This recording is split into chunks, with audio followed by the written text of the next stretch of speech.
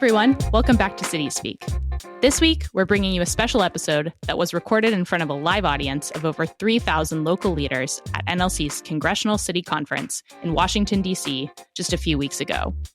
Some of our previous City Speak guests, such as White House Senior Advisor Mitch Landrieu, and several of the leaders we've featured here on the show, were in attendance, talking about the key challenges and priorities of municipalities today. For this episode, Clarence sat down with Steve Benjamin, the former mayor of Columbia, South Carolina. Together, they reflected on his time as mayor, what he's learned about public service over the years, and how he'll be working to strengthen local federal partnerships in his new role as senior advisor and director of the Office of Public Engagement at the White House. We hope you'll enjoy this conversation just as much as our live audience did just a few weeks ago. So without further ado, here's Clarence's conversation with former Mayor Steve Benjamin.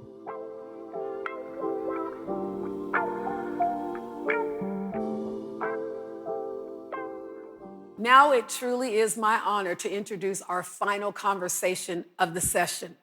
Moderated by the NLC CEO and Executive Director Clarence Anthony, and joining him is our special guest and my very good friend, a champion of local government and the former mayor of Columbia, South Carolina. Please join me in welcoming to the stage Mayor Steve Benjamin in a conversation with Clarence Anthony.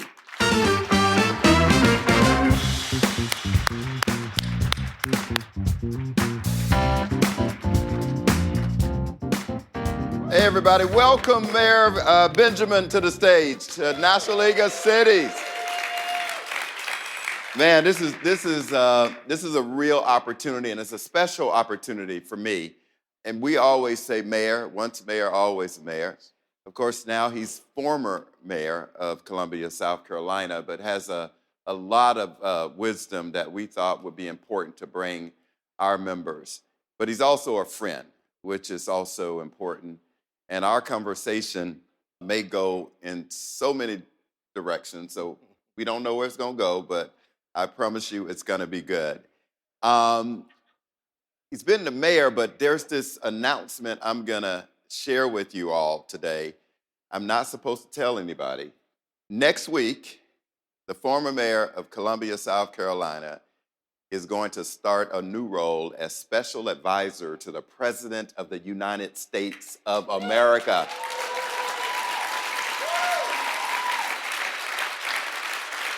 And his role will be responsible for connecting with us as municipal leaders. And we are so honored to have and blessed to have a friend like you, because you know what we go through every day. So Mayor, thank you and congratulations. Thank you, brother. Thank you. We're also lucky because we're recording this for our monthly NLC Cities Speak podcast with Clarence Anthony, where I sit down with local leaders who really talk about the tough issues that they're facing in their communities and some of the solutions that they're implementing. Since debuting the podcast last fall, we've had some amazing guests, and we're so excited that Mayor Benjamin agreed to join us and let us tape him live. He found out when he walked in the back room there that this was happening live. So make sure you check out the podcast and all of our previous conversations, and subscribe to City Speak. It really would be important for us to get these type of topics out. So without further ado, let's get things started. Mayor Benjamin served as mayor of Columbia, South Carolina for about 11 years, and you're certainly familiar with public service and all the highs and lows that elected officials go through. So now that you're out of office, and you reflect on your tenure, what would you tell your former mayor self that you would do different, or what kind of advice would you give to yourself now that you've been there? Sure. No, first of all, thank you, Clarence and Victoria and the entire team here at NLC. NLC does it right. This is impressive, y'all, to have this amount of this wealth of leadership and knowledge from all across the country, small towns, big cities. I will tell you the size of the city or town does not matter in the leader. So I want to encourage each and every one of you to be very understanding of your role and your sense of place. You are in a very special place for such a time as this, and America needs you. So thank you, NLC, for showing up and showing up strong. The,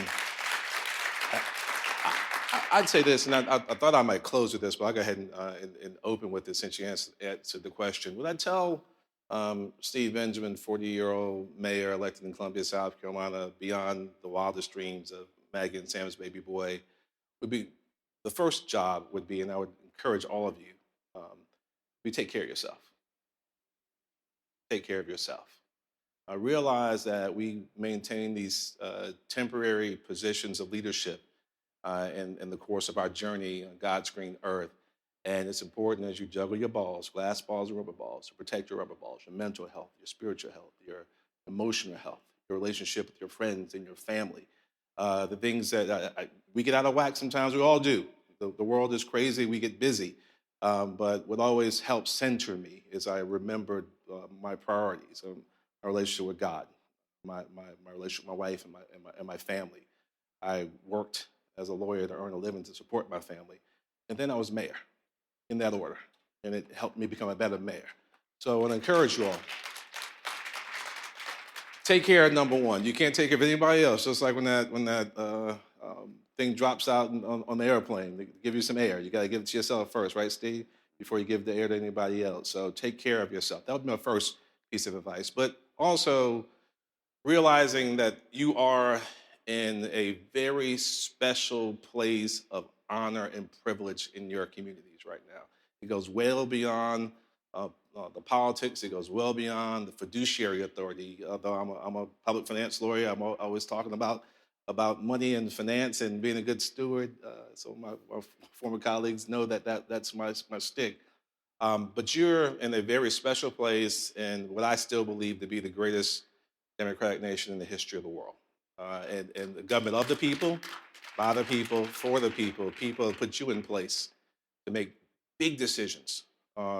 This discussion just before us, I mean, we're talking about literally life and death, and realizing that you have to take care of yourself first, but also realizing that you're in a very special place of honor in your respective communities, and people are counting on you. So work your tail off. Listen to them.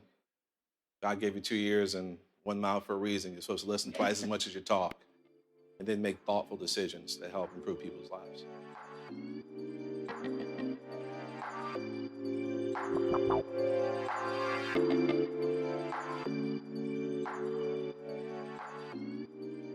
In your time as mayor, you faced a lot of challenges, ranging from preemption, state legislature dynamics, natural disasters, navigating civil unrest. And I remember a quote you said during civil unrest, but we won't talk about that today. When you think back as mayor, what are some of the things that you would have done differently in tackling some of those issues? Sure. Clarence is talking about back the riots after the killing of George Floyd. We had, obviously, just like so many of your cities, we had some significant, we think about the context. Many of you were leading at the time. We were dealing with the greatest pandemic since 1918, probably the greatest economic disruption most families had faced since 1932, and then the greatest social unrest in the wake of George Floyd's murder in Minneapolis, all wrapped up into one moment, y'all. I mean, it was a very, very difficult time to lead, and many of you did it all so well. There was no perfect answer, but I did go on TV and I did tell people to take their asses home, which was my pastor called me afterwards, and we had a conversation about it. But you know, when you're in the moment, you're in the moment. I would say the important thing you always have to remember is that, especially in the world we live in right now, is that you never know what's coming around the corner. You got to make sure you're prepared for everything, a 1,000-year flood. that we suffered in 2015, in which we lost 19 precious lives, $1 billion worth of damage across our state, losing officers in the line of duty, our officers taking a life in the line of duty. Just the challenges that I would tell you, it's coming. So again, always being ready and prepared, making sure, yes, some people here might cast themselves as one thing or another. I don't mind saying that I am incredibly independent. I am radically pragmatic. I am a fiscal conservative. 12 years, we never raised taxes in Columbia, South Carolina. We worked hard to show people, because we were coming out of a recession when I was elected. And it was important for us to be able to show people that we valued their hard-earned dollars as we were, and I say that not just to the president of the chamber or business leaders, but also to that mother working 60 hours a week and trying to make sure that she could cover her expenses. We had to show the fiscal responsibility to make sure and we wound up with 9 years of budget surplus over 12 years as well. We invested in the things that mattered. We invested, as Director Young said earlier, in things that reflected our values as a community, trying to build the most talented, educated, and entrepreneurial city in America. But I will tell you that that you always have to prepare for the unexpected, and that means that you have to not only be prepared as these conferences prepare you to be academically smart, but you also have to make sure that you're working to be emotionally intelligent as well, and realize you're dealing with some very difficult times and sometimes difficult people. I would say this, although I guess it is implied in the question. We are at a point in our history where it seems like we spend a lot more time shouting at each other as opposed to dialoguing and listening to each other. I want to encourage you that as you step back into your chambers and your city halls, your town council meetings, encourage you to take some time and determine if someone equally yoked can see the same issue as you and see it very differently, and spend some time figuring out if you can solve, of these 10 priorities, the 3 things that you agree on, or the 4 things that you agree on, and show the public that our system of government still works. It will pay dividends for years to come. On all the other issues, we live in a democracy, majority rules, in a mature democracy. You enforce the will of the majority, and you protect the rights of the minority. That's where we're supposed to do things.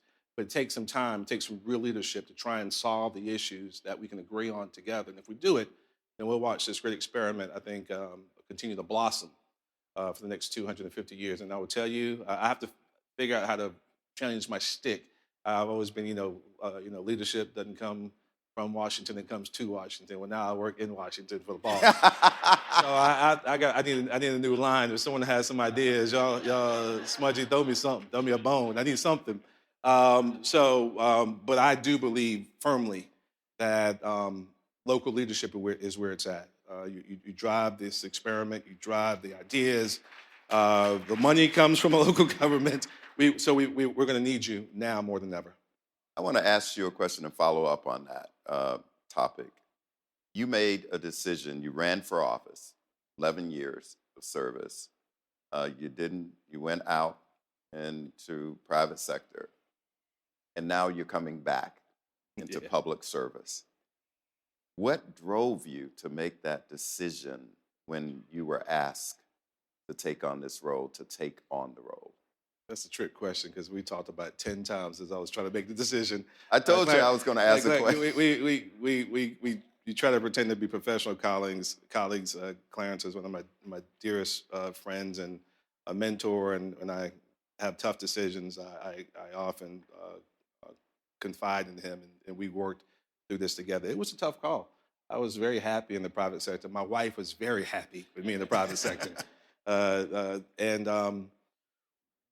I live in Columbia, South Carolina. We've been blessed beyond measure. My parents are still with me. I have 2 awesome in-laws.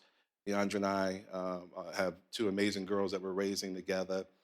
But I grew up in Southside Jamaica, Queens, and 2 out here, 1 Queens over here. Woo. And I know this amazingly blessed journey that I've been on.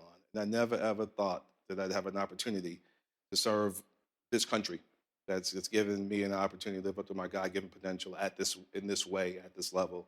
And I knew at the end of the day, it wasn't, if, it was how. And I hope and pray that, when the final chapter is written, that our sacrifice, our personal sacrifice, and our time, talent, and treasures being given in this way at this time will make a difference for a whole lot of children who grew up the way that I did, similarly situated. That's our goal. Well,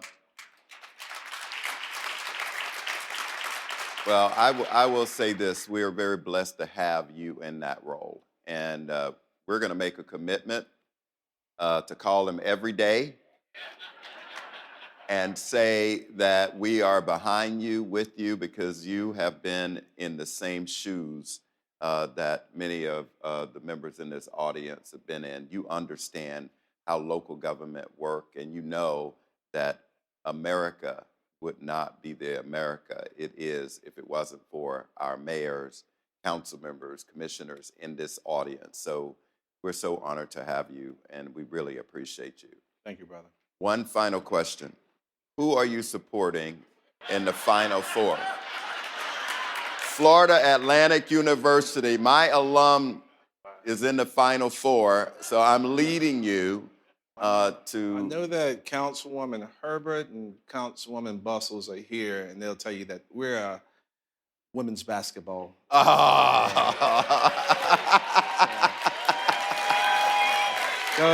So it's all about the Gamecock women's basketball team and Coach Dawn Staley, the classiest act out there. So who else is playing? Anyway, go FAU Owls. Let's do it.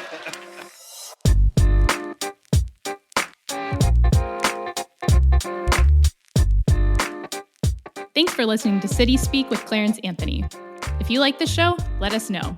Share this episode with your friends and make sure to subscribe. We're curious to hear what you think, what you want more of, and how we can improve.